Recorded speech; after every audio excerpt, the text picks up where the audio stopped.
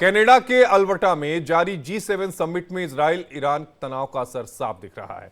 Summit के पहले दिन G7 देशों ने इजराइल का समर्थन किया। आज G7 ने साझा बयान जारी किया और कहा कि इजराइल को अपनी आत्मरक्षा का अधिकार है।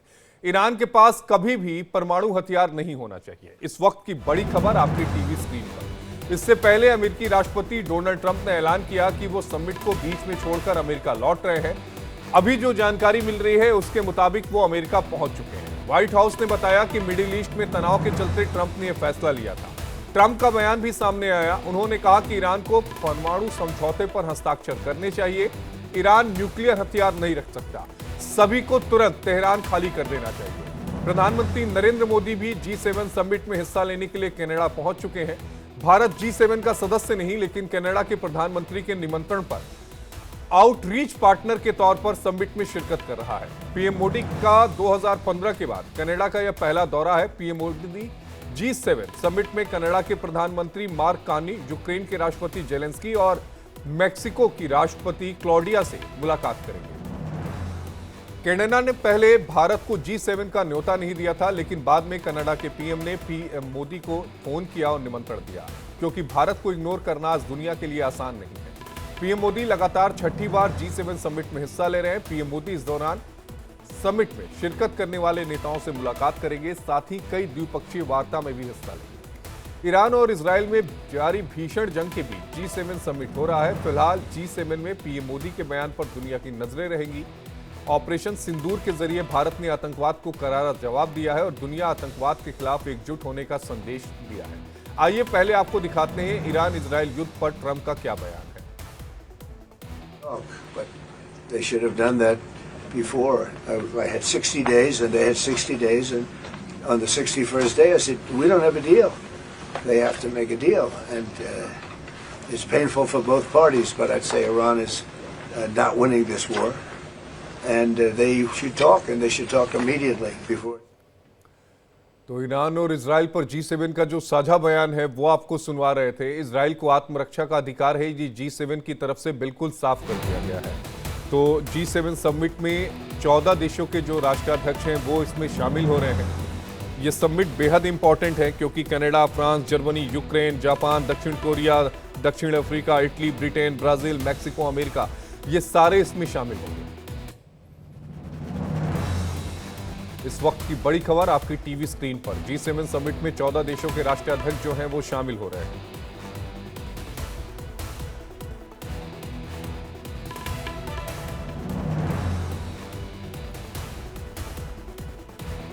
और इसी पर बातचीत करने के लिए हमारे साथ एक खास मेहमानों का जो पैनल है वो जुड़ा है। हमारे साथ सुरेश कुमार गोयल हैं, पूर्व राजनयिक हैं। हमारे साथ मेजर जनरल अनुज माथुर हैं, रक्षा विशेषज्ञ हैं। हमारे साथ संजीव श्रीवास्तव जुड़ेंगे, फॉरेन एक्सपर्ट हैं। हमारे साथ शेखर कुमार जी हैं, राजनीतिक विश्लेषक हैं। और हमारे साथ संदीप मिश्रा हैं, राजनीतिक विश्लेषक हैं। आप सभी का बेहद स्वागत है इंडिया डेली में। शुरुआत में सुरेश कुमार गोयल जी आपके साथ करना चाहूंगा। सुरेश जी, G7 का ये कहना कि इजराइल को अपनी रक्षा करने का अधिकार है और ईरान के पास कभी भी परमाणु हथियार नहीं होने चाहिए। दुनिया के 7 ताकतवर मुल्क एक साथ अगर इस बात को कह रहे हैं तो इसके मायने क्या हैं? क्या आने वाले समय में ईरान की मुश्किलें जो हैं वो बढ़ने वाली हैं? देखिए, जाहिर सी बात है कि जब दो चीजें इसमें कही गई है स्टेटमेंट में कि इजराइल को अपनी सुरक्षा का अधिकार है, इसके बारे में कोई दो राय नहीं हो सकती है। और ये कि ईरान को परमाणु हथियार रखने का अधिकार नहीं है, इसे भी कोई दो राय नहीं हो सकती है। आफ्टर ऑल ईरान जो है NPT का सिग्नेटरी है, साइन कर चुका है। और NPT के अंडर अगर साइन करते समय ईरान के पास परमाणु हथियार नहीं थे तो उसको परमाणु हथियार बनाने का अधिकार नहीं है। कोई इसमें दोष की बात नहीं है। लेकिन अगर आप दोनों चीज़ों को मिलाकर के देखें कि क्योंकि ईरान को अधिकार नहीं है और इजराइल समझता है कि जो ईरान का न्यूक्लियर प्रोग्राम है वो इजराइल के लिए खतरे का कारण बन रहा है या खतरा है ये, और इसीलिए इजराइल को ईरान के ऊपर हमला करने का अधिकार है, तो ये चीज़ गौर करने वाली है कि अगर वो यूरेनियम का एनरिचमेंट कर रहा है, ईरान की और यूएस की इस मुद्दे के ऊपर बातचीत हो रही है ओमान में, और इसी बीच इजराइल को हमला करने का अधिकार होता है कि वो जाकर के ईरान का जो न्यूक्लियर स्ट्रक्चर है उसके ऊपर हमला करके खत्म करे। आ, अगर मैं ये जो तर्क है और काफी सारे मामले हैं उनके ऊपर ले जाया जाए तो एक बहुत केओटिक और आर्काइक संसार नजर आएगा जहां पर हर एक हर एक देश को अपनी सुरक्षा के लिए अपना एक्शन के ऊपर अधिकार उसका निश्चित होगा, चाहे जो भी हो। तो इसका अगर देखा जाए, अगर ट्रम्प कहते हैं कि ग्रीनलैंड के ऊपर उनका अधिकार है तो वो कभी भी हमला कर सकते हैं। ये तो थोड़ा सा मेरे को ये चीज़ है कि जो अंतर्राष्ट्रीय समुदाय में एक बातचीत के तरीके थे, डिप्लोमेसी के तरीके थे, वो कहाँ चले गए हैं, इसके ऊपर थोड़ा सा गौर करना होगा। एक तो बात ये है, और प्रधानमंत्री मोदी ने कहा भी कि जो भी मुद्दा है आप डिप्लोमेसी से और बात करके सुलझा सकते हैं। युद्ध से किसी का कोई फायदा नहीं हो रहा है। लेकिन अगर देखा जाए, अब प्रेसिडेंट ट्रम्प जो है वो G7 छोड़ करके बीच में वापस पहुंच, और उन्होंने कहा है कि वहां पहुंचते ही उनका सिचुएशन रूम में मीटिंग होगी। तो लगता यही है कि कहीं ना कहीं कुछ ऐसे डेवलपमेंट हो रहे हैं जिससे ये युद्ध के आगे बढ़ने के आसार नजर आ रहे हैं। और जो ये अगर युद्ध आगे बढ़ा तो एक खतरा और आगे बढ़ने का मेरे को डर। सुरेश जी, एक कनाडाई न्यूज वेबसाइट है, उसके आर्टिकल को मैं पढ़ रहा था।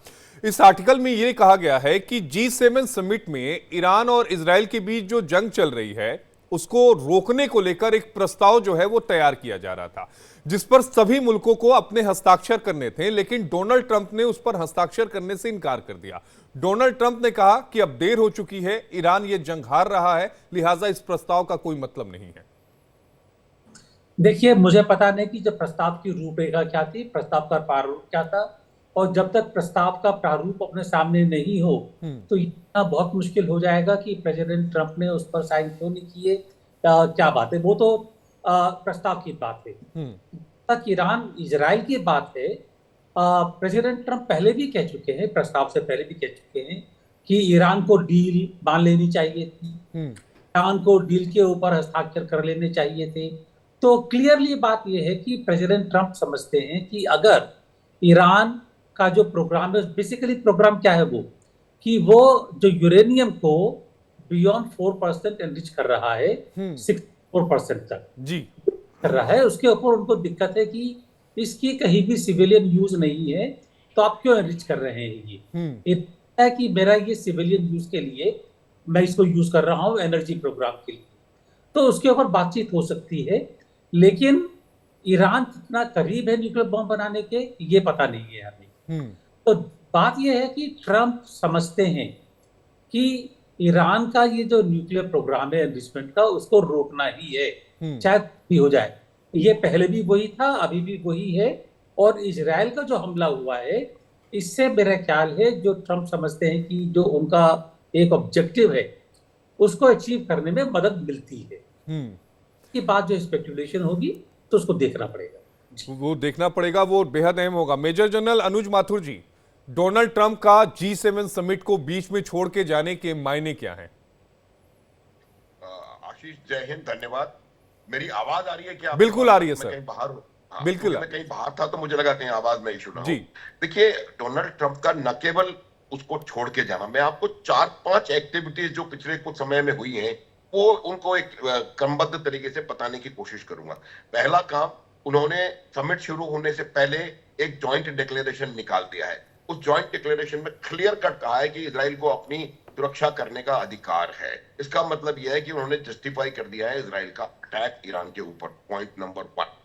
पॉइंट नंबर 2, ईरान जो है वो परमाणु संपन्न नहीं हो सकता। बहुत इंपॉर्टेंट इशू है, और यही एक वजह है जो 60 दिन 61वां दिन ये सब बात हम पहले कर चुके हैं, और 3-4 मनूवर्स हुए हैं। और वो मनूवर एक तो ये है कि उन्होंने यूएसएस निमित्त, जो एक बहुत पावरफुल यूनाइटेड स्टेट्स के naval aircraft carrier task force है, उसको वेस्ट पैसिफिक से शिफ्ट करना शुरू कर दिया मिडिल ईस्ट की तरफ।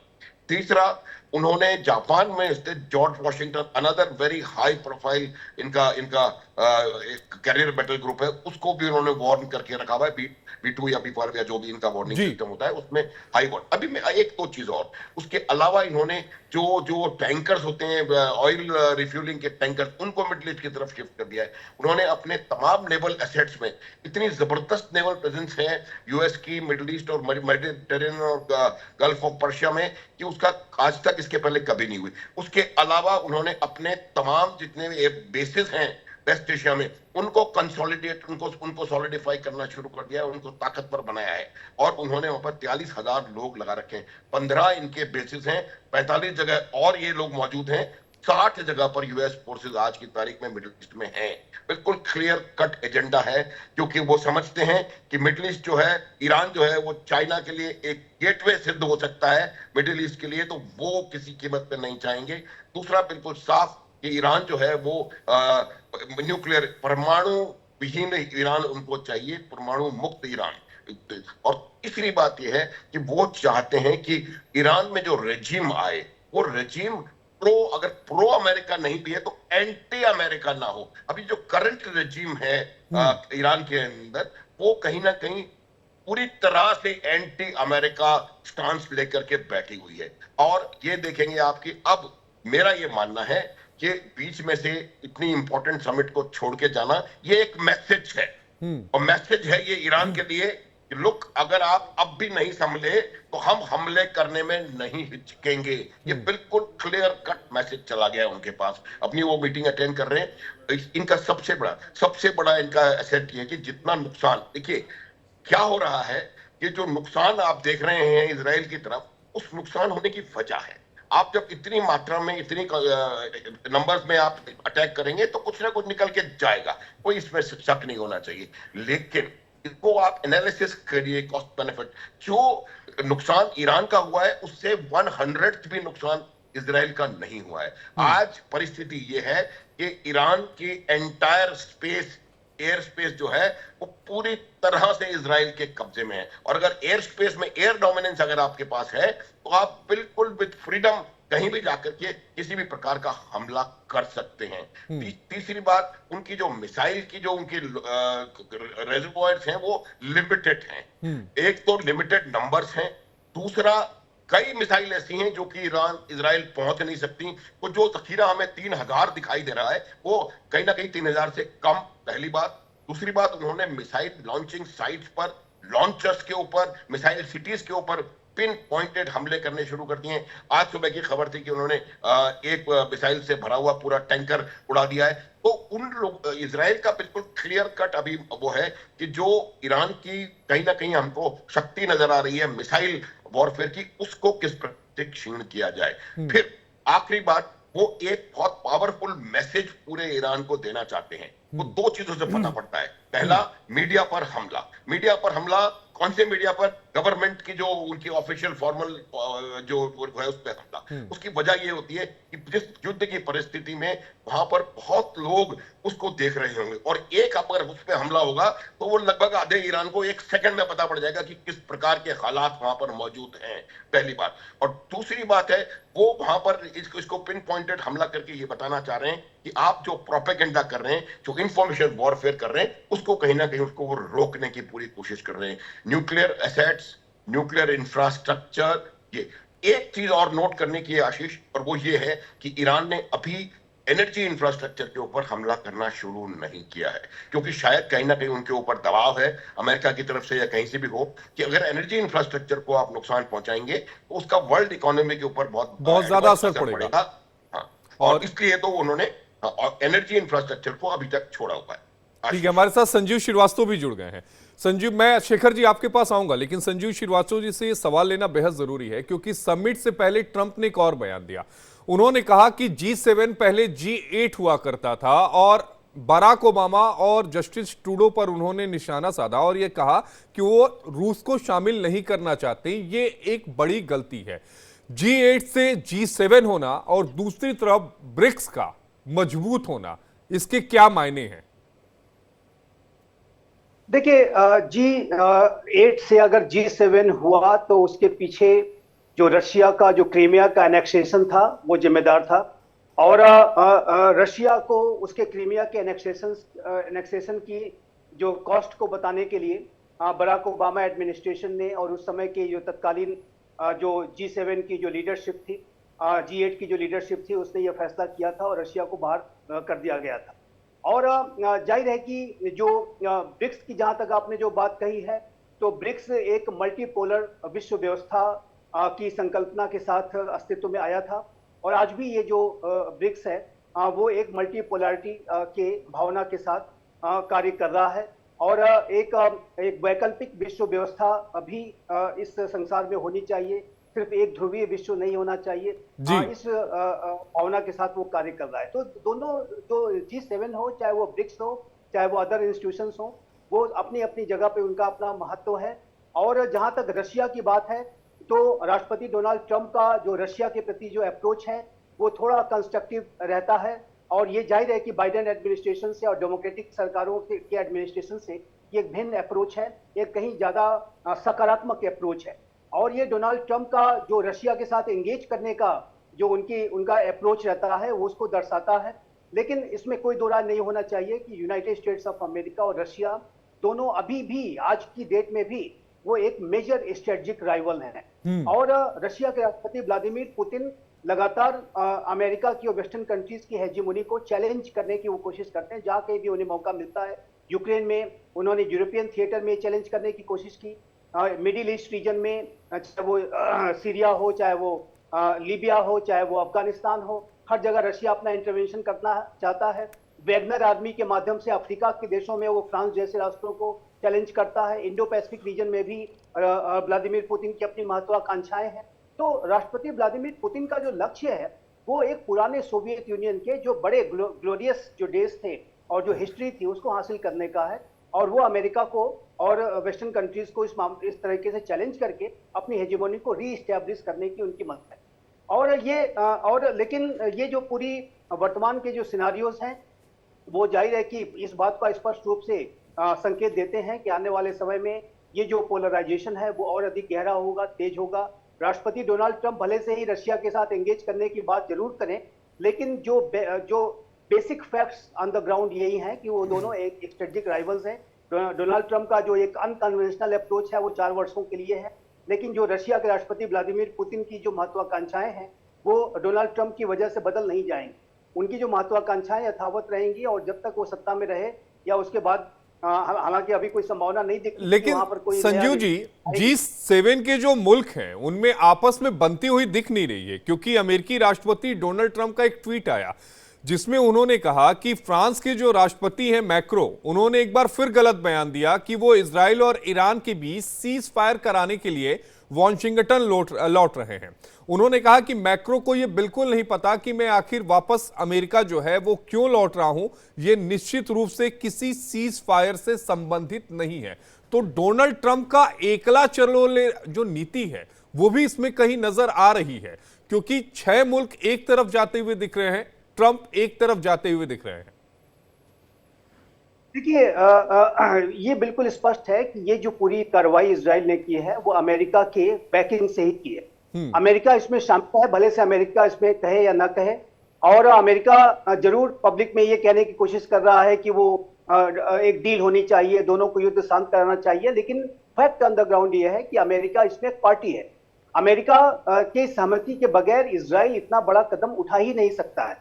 और मैं ये स्पष्ट रूप से कहना चाहता हूं, माथुर साहब अभी कह रहे थे, उन्होंने बहुत इंसाइटफुली बताया, मैं पूरी तरह से उनको सपोर्ट करता हूं कि आने वाले समय में यदि ईरान ने अपना ऐसा ही रुख अपने न्यूक्लियर प्रोग्राम के प्रति बनाए रखा, यूरेनियम एनरिचमेंट को उसने बढ़ाने की कोशिश की, न्यूक्लियर वेपन्स की तरफ वो तेज गति से बढ़े, तो इस पूरी कार्रवाई में अमेरिका सीधा सीधा शामिल हो सकता है। और ये जो पूरी जो कार्रवाई है उसमें अमेरिका के अपने जो अर्थ पेनेट्रेटिंग, उसके जो बंकर बस्टर, डीप इनसाइड जो जमीन में जाकर के मार करने वाले जो वेपन्स हैं वो अमेरिका के पास है। अमेरिका उसकी अंडरग्राउंड न्यूक्लियर फैसिलिटीज हैं उसको भारी क्षति पहुंचा सकता है, और ऐसी संभावनाओं को आप आउट नहीं कर सकते। नहीं, ये और अमेरिका बिल्कुल ट्रंप के बयान से ये बिल्कुल समझ में आ रहा है कि अमेरिका जो अभी तक बैकहैंड से इस पूरे गेम को चला रहा था वो फ्रंट में भी आएगा। शेखर जी, मैं आपके पास आना चाहूंगा। शेखर जी, ये जो युद्ध हो रहा है ये आप किस ओर जाते हुए देख रहे हैं, और खासकर तब जब G7 की तरफ से इस तरह का बयान आया हो कि इजराइल को अपनी रक्षा करने का अधिकार है और ईरान को जो परमाणु शक्ति है वो नहीं बनने देंगे। आशीष जी, देखिए अमेरिका की इकोनॉमी शुरू से एक वॉर मॉन्गर इकोनॉमी रही जी। आपको याद होगा 2 दशक पहले इराक पे एक आरोप लगा कि इनके पास वेपन्स ऑफ मास डिस्ट्रक्शन है और इनके पास न्यूक्लियर वेपन्स है। पूरा इराक इन्होंने खोद डाला। सद्दाम हुसैन जो है वो फांसी मिल गई उनको, और बाद में वो आरोप निराधार निकले। फिर इन्होंने ये कहा कि ये ओसामा बिन लादेन जो है अफगानिस्तान में छुपा पड़ा है, पूरा अफगानिस्तान पे हमला करके इन्होंने कब्जा कर लिया और वहां पे अपनी डमी गवर्नमेंट बिठा दी। इराक और अफगानिस्तान में जिस तरह की डमी गवर्नमेंट थी, आज भी ये ईरान में भी वही चीज चाहते हैं, क्योंकि जिस तरीके के एलिगेशंस लगे हैं उस पे एक अनप्रोवोक्ड अटैक, और उस अटैक के बाद नेतन्याहू जी का ये बयान कि हम अयातुल्लाह खुमैनी को मारना चाहते। एक देश के प्रीमियर का दूसरे देश के प्रीमियर के लिए इस तरीके का बयान,